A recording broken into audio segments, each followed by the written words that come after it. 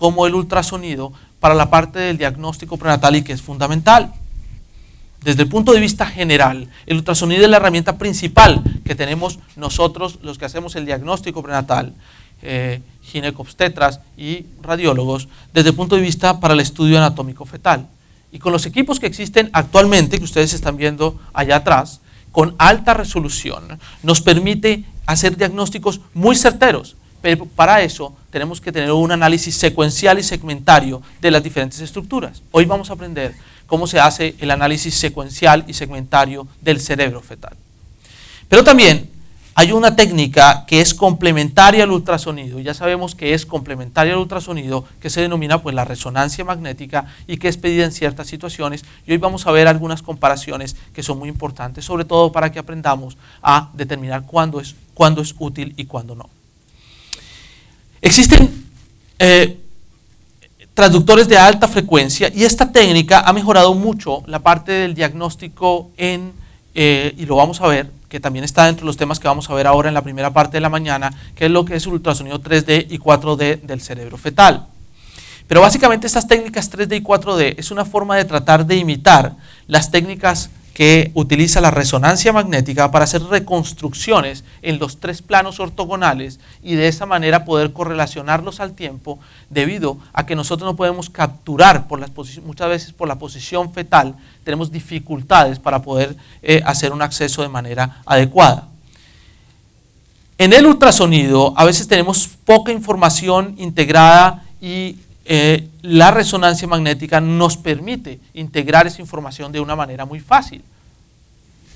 Es por eso que las técnicas requieren en la parte de ultrasonido, la neurosonografía nos ayuda a determinar la aproximación cuando podemos llegar a hacerlo por vía transvaginal. La vía transvaginal es una vía importante. Cuando ustedes están estudiando el cerebro fetal y el feto está cefálico, es mandatorio la realización de una neurosonografía. Pero también van a aprender cómo se hacen los cortes y cuáles son las estructuras para identificar en cada corte, porque si el feto no está cefálico y está podálico, con los cortes y las aproximaciones a través de las fontanelas pueden hacer cortes tanto coronales como cortes sagitales, como cortes oblicuos y poder hacer la parte del diagnóstico de manera certera. ¿Ok?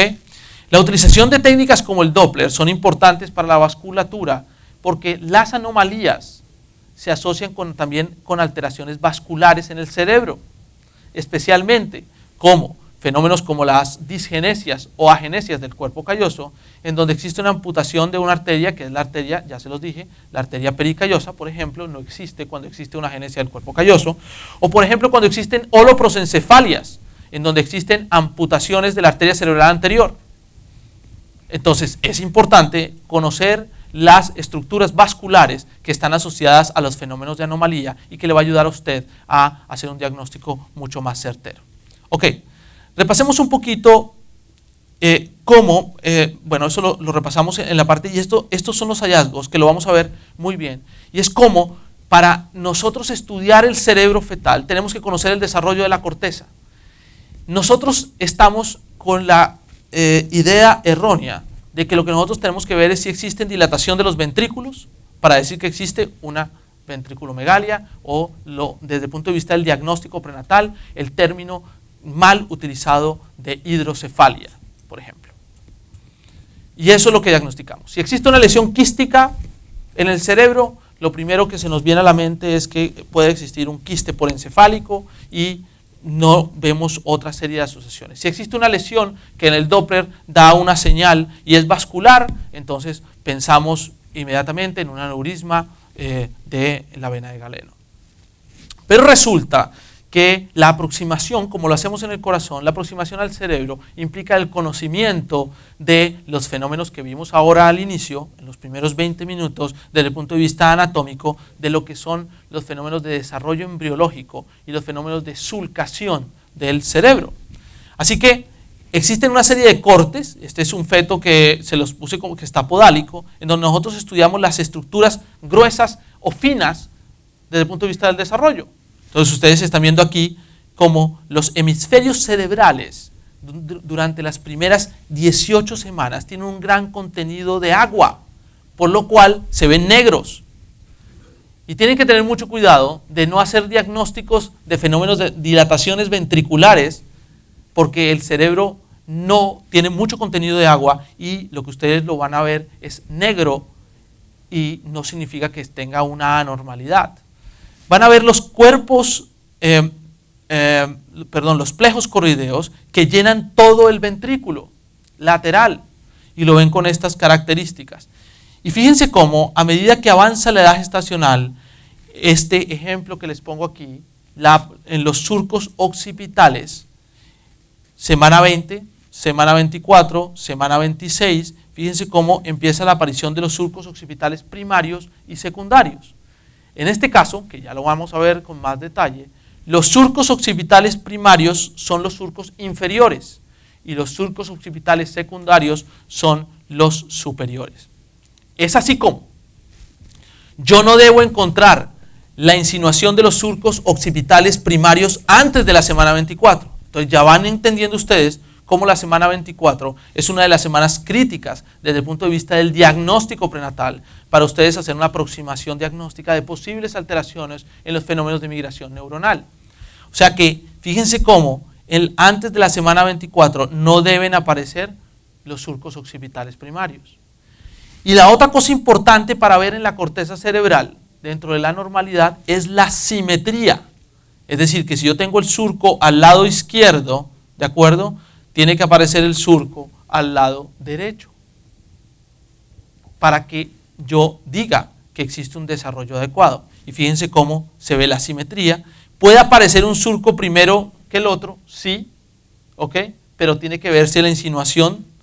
¿Listo? Y fíjense cómo a la semana 28 ya tenemos los surcos primarios que están cerrados, aquí están abiertos, acá se cierran y es normal que se cierren y aparezcan como una línea ecogénica posterior porque esos surcos, por el desarrollo de las circunvoluciones, tienden a juntarse y al juntarse las meninges, al juntarse y al tocarse las meninges que se meten dentro de esos surcos, dan una imagen ecogénica. Por eso ustedes los ven blancos y tienen que tener mucho cuidado porque cuando uno hace el diagnóstico o cuando hace aproximaciones axiales, esos surcos pueden parecer calcificaciones y tienen que aprender a diferenciarlos. Hoy lo vamos a aprender. Y fíjense cómo a partir de la semana 28, 30, la aparición de los surcos occipitales secundarios es una consideración fundamental para estar diciendo que el desarrollo desde el punto de vista del diagnóstico prenatal está adecuado. Y aquí ya a la semana 32, surco occipital primario y surco occipital secundario de manera completa. Otro de los cortes que nosotros estudiamos son los cortes sagitales, ¿ok? Sagitales y parasagitales. Y vamos a ver cómo las estructuras, como podemos con los equipos de alta resolución, ver los núcleos basales, entre ellos el núcleo caudado y estructuras vasculares, ¿ok?, asociadas a los fenómenos de desarrollo como el estudio del quiasma óptico en ciertas alteraciones que vamos a ver también. Estas son imágenes de resonancia magnética para que ustedes vayan introduciéndose en las imágenes de resonancia magnética, que son imágenes de resonancia magnética normales, en donde ustedes pueden ver cómo en la resonancia magnética se puede estudiar no solamente ese tipo de cosas, sino además el grosor de la corteza cerebral. Aquí tenemos un grosor de la corteza cerebral disminuido con una dilatación de los ventrículos, un aumento del espacio subaracnoideo en fenómenos como lisencefalias, por ejemplo. Y fíjense cómo nosotros podemos estudiar los fenómenos de migración neuronal. En resonancia magnética, los términos desde el punto de vista semiológicos, para decir cuando hay estructuras ecogénicas o hipoecogénicas, son al revés. Cuando yo veo en resonancia magnética una estructura que es negra, así como esto, digo que es hipointensa. ¿Listo? Y cuando la veo más blanca, como aquí en el parenquima cerebral, digo que es hiperintensa. Eso semiológicamente, desde el punto de vista de la radiología, es importante que lo sepan, igual que las técnicas que utilizamos desde el punto de vista. Hablemos un poquito de embriología. La idea es que hoy vamos a aprender embriología aplicada a las malformaciones congénitas. La embriología está en los libros, ustedes pueden llegar, leer, complementar.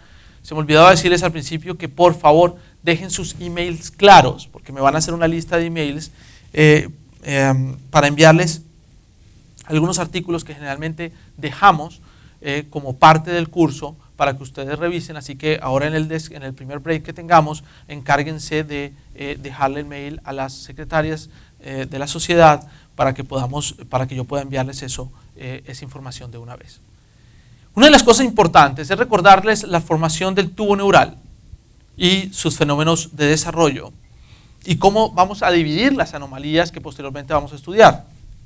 Ustedes están viendo aquí el tubo neural, que cuando se cierra tiene un neuroporo anterior y un neuroporo posterior. Ese neuroporo anterior y neuroporo posterior se cierran finalmente a medida que avanza los días del desarrollo embriológico. Generalmente cuando hacemos nosotros una ecografía temprana con un embrión con estas características, más o menos entre las 5 y las 6 semanas, lo que vamos a ver es el embrión bilaminar, el saco gestacional y el saco vitelino. Eso es básicamente lo que vemos dentro de la parte de desarrollo. Cuando el embrión sufre lo que se denomina la inducción dorsal y la inducción ventral, vienen los fenómenos de septación del sistema ventricular y del sistema cerebral.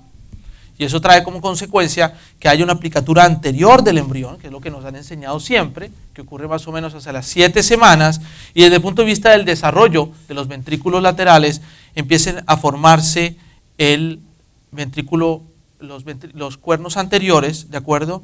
Esto que finalmente va a ser la parte posterior, que es el romboencéfalo, y vamos a ver lo que es la formación de las vesículas cerebrales. Esta es la imagen por ultrasonido. Cuando ustedes ven el embrión y le hacen un corte sagital, lo que están viendo es un cuerpo triangular, y en los hemisferios, o en lo que es el neuroporo anterior o el polo cefálico, lo que van a ver es una gran estructura hipoecogénica en la parte posterior y cefálica del embrión, que corresponde al romboencéfalo. ¿Ok? Y fíjense cómo cuando existe una aplicatura anterior, y aquí ya hay la primera insinuación de lo que son los plejos coroideos, que hacen un desplazamiento de anterior hacia posterior, empieza el desarrollo. Esto es un corte sagital medio, en donde están el tercero y el cuarto ventrículo. Fíjense cómo en el desarrollo y en la aplicatura, lo que se llama la inducción dorsal, ya van a entender cómo eso desde el punto de vista del desarrollo, las anomalías se clasifican según el momento embriológico en donde se cree que se produce la alteración. Este es el tercer ventrículo, la aplicatura anterior, y este espacio que está aquí es lo que se va a denominar finalmente como el acueducto de Silvio, que va disminuyendo en su grosor progresivamente desde un punto de vista del desarrollo normal, y que es fácilmente alterado por fenómenos de infecciones o alteraciones desde el punto de vista del desarrollo embriológico. Es por eso que es tan frecuente encontrar fenómenos de ventriculomegalias severas asociados a estenosis del acueducto de Silvio. Y esta es la imagen del embrión, un corte sagital medio del embrión, donde ustedes están viendo exactamente lo mismo. Entonces fíjense cómo ustedes sí se pueden dar cuenta cuáles son las características del desarrollo cerebral en lo que se denomina la zonoembriología, desde el punto de vista del desarrollo, aquí lo que nos trae hoy del sistema nervioso central. Pero para terminar, desde el punto de vista del desarrollo embriológico y del desarrollo de las estructuras, hay que recordar cómo es el desarrollo del sistema ventricular. Y si ustedes recuerdan, el sistema ventricular tiene unas estructuras que son muy importantes determinarlas, sobre todo para entender cómo las alteraciones en los fenómenos no solamente obstructivos, en la homeostasis del líquido cefalorraquídeo producen dilataciones de los ventrículos, sino además que las alteraciones en el parenquima cerebral van a producir manifestaciones de dilataciones de los ventrículos. Es decir, lo que se denomina la adaptación del continente al contenido o del contenido al continente. ¿Listo? Les pongo el siguiente ejemplo. Si hay una alteración en el parenquima cerebral, vamos a suponer, por una lesión destructiva, porque el feto sufre un infarto cerebral debido a que existe una emisión de un coágulo que proviene de la placenta en una madre que tiene un fenómeno como una trombofilia. Esa alteración va a producir un quiste porencefálico que produce un hueco aquí. Al producir el hueco, el ventrículo lateral se abre para ocupar ese espacio, ¿ok? Y produce una ventriculomegalia, ¿ok? Pero vamos a suponer que existe un fenómeno obstructivo en lo que se denomina el acueducto de Silvio. Entonces ya no es por lesión en el parenquima cerebral, sino es por un fenómeno obstructivo que produce una acumulación del líquido cefalorraquídeo que produce un aumento del ventrículo lateral. ¿Qué estructuras hay que recordar? La existencia de los ventrículos laterales, que tienen varias porciones, una porción que es el cuerno frontal, el cuerpo del ventrículo lateral, lo que se denomina el atrium, que es la confluencia de los ventrículos laterales, es decir, de las porciones del cuerno frontal, cuerno, el cuerno temporal. A uno se le olvida que existe esta rama aquí que baja, que se denomina el cuerno temporal, que también hace parte de los ventrículos laterales, y el cuerno occipital. Eso es lo que conforman los ventrículos laterales. Pero a su vez, que lo vamos a ver ahora en ventriculomegalia, los ventrículos laterales drenan a través de unos agujeros hacia el tercer ventrículo. Y el tercer ventrículo, que se encuentra entre los tálamos, ¿ok? ¿De acuerdo? Drena al cuarto ventrículo, ¿ok? Que se encuentra en íntimo contacto y entre las estructuras debajo de la tienda del cerebelo, ¿ok? Y que son muy importantes en su relación con las alteraciones de la fosa posterior. Bueno, desde el punto de vista general, conocer esta anatomía es muy importante para poder diagnosticar posibles alteraciones que se produzcan. Es por eso que quiero mostrarles un video antes, desde el punto de vista del desarrollo embriológico, que nos va a complementar finalmente lo que estamos viendo. Y es esto. Aquí existe de manera complementaria el video que nos muestra cómo se cierra el tubo neural, ¿de acuerdo? Existen 3 vesículas cerebrales, ¿listo? Una que es el prosencéfalo, el mesencéfalo y el romboencéfalo. Existe lo que se denomina la aplicatura anterior, ¿de acuerdo? Que vieron ahí, ¿listo? Y eso es lo que se denomina la inducción dorsal. Cualquier alteración en ese proceso va a producir una serie de anomalías que son muy importantes tenerlas en cuenta dentro del punto de vista del desarrollo. ¿Ok? Muy bien. ¿Preguntas o dudas hasta ahí? ¿Todo entendido? Ok. Voy a sentarme, les pido excusas. Pero es que tengo que manejar acá el equipo, porque ahora vamos con los cortes y después vamos con el reconocimiento de cuáles son las estructuras en cada corte, ¿ok? Si se cansan, me dicen, bueno, ¿de acuerdo? Porque vamos a ir muy lentos, pero asegurando que ustedes entiendan absolutamente todo desde el punto de vista de la aproximación del diagnóstico, ¿ok? Perfecto. Cuando uno estudia el sistema nervioso central, le han enseñado que existe una serie de cortes. ¿Listo? Esa serie de cortes van a estar determinados por 3 aproximaciones. Hay cortes axiales, ¿sí? Hay cortes sagitales, ¿ok? Y hay cortes coronales. Se han estandarizado 3 cortes axiales, 3 cortes sagitales, o sea, van 6, ¿sí? Y 4 cortes coronales. Es decir, que cuando usted estudie el cerebro fetal, tiene que hacer 10 cortes. Y eso es lo que vamos a aprender hoy, dentro del punto de vista de lo que usted tiene que hacer para el estudio del sistema nervioso central fetal. 10 cortes. Y en esos 10 cortes, usted tiene que evaluar una serie de estructuras. Si usted evalúa esos 10 cortes, usted hace el diagnóstico del 95% de las anomalías del sistema nervioso central.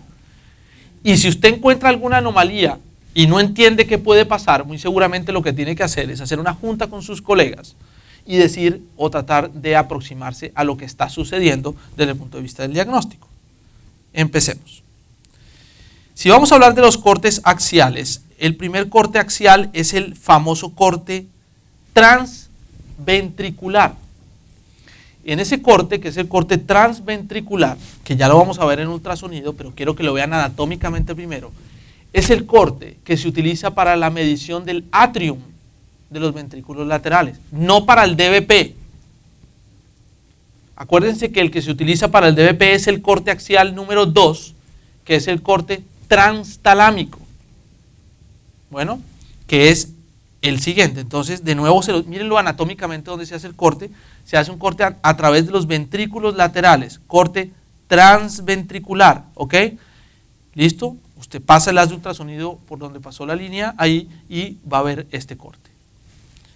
Seguimos con el siguiente, que es el corte número 2, que es el corte transtalámico, que es más abajo, donde usted va a ver los tálamos, ¿listo? La no fusión de los tálamos, el tercer ventrículo, ¿ok? Empieza a ver los cuernos posteriores, ¿listo? Y aquí es el corte, acá no estamos viendo la calota obviamente, pero usted aquí está tomando el corte del DVP. Corte axial número 2, que es el corte transtalámico. El corte axial número 3 es el corte que se hace oblicuo, ¿de acuerdo? Y vamos a ver los tálamos y las estructuras de la fosa posterior, en donde lo que evaluamos es el vérmix cerebeloso superior, hemisferios cerebelosos y cisterna magna. Bueno, esos son los 3 cortes axiales. Ya los repasamos desde el punto de vista anatómico. Bueno, ¿alguna pregunta hasta ahí? Claro que sí. El tercer corte es un corte, déjeme ver si lo puedo parar aquí, ¿ok? Ahí. Es un corte que es oblicuo, es decir, el haz de ultrasonido está pasando, usted lo que hace es girar el haz de ultrasonido, es un corte axial en donde incluye la fosa posterior. Lo gira más o menos unos 30 grados. Al girarlo, usted lo que va a tener, y aquí la vista está desde la parte posterior, bueno, porque usted lo que está viendo es la parte posterior, esa, donde el haz de ultrasonido está pasando y está viendo los tálamos, los cuernos laterales y la fosa posterior. ¿Ok? Ese se llama el corte axial 3. ¿Listo? Sí. En una conferencia que tuvo el año pasado con el doctor Muñoz, Sí. le planteó la pregunta de DVP, ¿cuál es el corte para el DVP? Y te menciona. Sí. Y él planteó de que a ese momento el corte que se utilizaba para el DVP era el transventricular, porque aparte de que te permitía ver los tálamos, que te permitía medir el atrio. Entonces no sé si eso ha sido cuestionado, si ha planteado, ¿sí? O ha habido alguna discusión respecto a ese corte. No hay discusión, nunca la ha habido. O sea, no sé lo que dijo Hernán, pero desde el punto de vista de la aproximación, y ahorita se los voy a demostrar, porque vamos a ver 3D, y voy a hacerlo aquí en vivo. Pero la idea, doctor, me parece muy, muy importante su pregunta, porque ese es un error de los errores frecuentes que cometemos en la medida del atrio. Es que cogemos para medir el atrio en el corte transtalámico, y resulta que, si ustedes se dieron cuenta en la anatomía, el atrium tiene una variación, ¿de acuerdo?, en donde está hacia la parte superior y exactamente 2 o 3 milímetros baja un poco, ¿ok? Entonces, si usted se baja exactamente al corte transtalámico, no va a medir el atrium de una manera adecuada, porque está muy abajo. Está 3 o 4 milímetros por abajo del corte, que debe ser el corte transventricular. En el corte transventricular, que es la otra cosa, es que usted debe ver los plejos coroideos, de una manera completa para que usted pueda tomar en cuenta el glomus del plejo coroideo, que es la cola del plejo coroideo. Así que el corte para medir el DBP, o sea, la biometría, digámoslo así, para ponerlo de alguna manera, la biometría es el corte transtalámico. Y para medir los ventrículos laterales es el corte transventricular, que ya lo vamos a poner acá desde el punto de vista de las imágenes, doctor.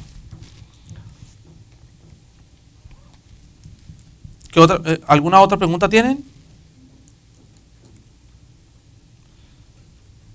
Vamos con los cortes sagitales. Los cortes sagitales también son 3. ¿Listo? Existe el famoso corte sagital medio, donde el haz de ultrasonido pasa exactamente por el centro y tenemos el famoso corte sagital. Algunos dicen que el utilizar el término de corte sagital medio pues es un poquito inadecuado, pero digámoslo así que semiológicamente y semánticamente estamos pasando por la mitad del medio del cerebro.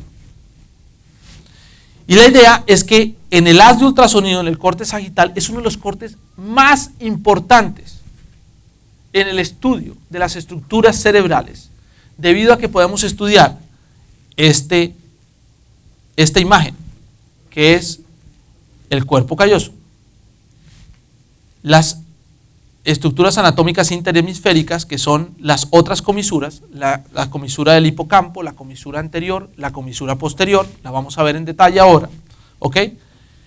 Y esta estructura, que es el famoso vérmix cerebeloso. Es decir, que ustedes ya están viendo cuáles son las estructuras que yo tengo que ver en un corte sagital 1 o sagital medio. Vámonos al siguiente corte sagital, que es el corte sagital 2, que es un corte parasagital, en donde en el corte parasagital yo alcanzo a ver parte de los tálamos y alcanzo a ver parte del tercer ventrículo, y lo que yo voy a evaluar, ¿qué es? Las circunvoluciones. Y lo que voy a evaluar en el corte sagital es el parenquima cerebral. El corte sagital número 3, ¿cuál es? Es un corte más periférico, hacia afuera de las estructuras, ya para evaluar los surcos y las circunvoluciones superficiales. Importante para descartar fenómenos de infección. ¿Listo? Y finalmente nos quedan los 4 cortes coronales, que se los voy a mostrar ya con las estructuras. Entonces, desde el punto de vista general, existen lo que se denomina, se va a cerrar.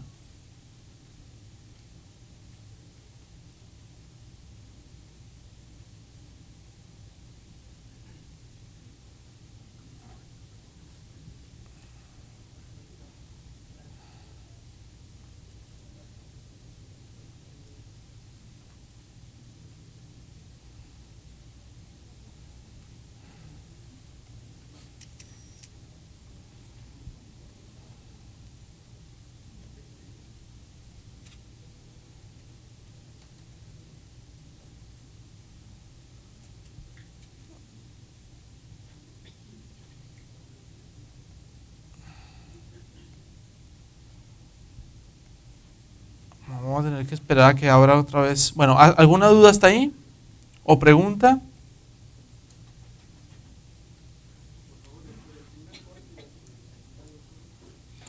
¿Perdón?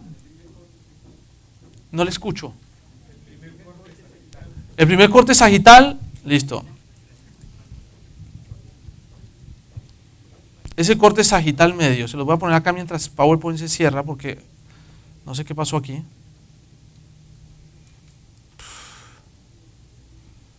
Un problema en PowerPoint.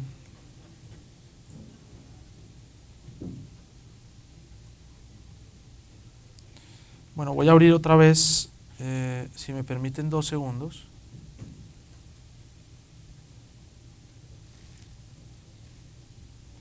Me disculpan. ¿Quieres ver? Ok. Sagital medio o sagital 1. Este es.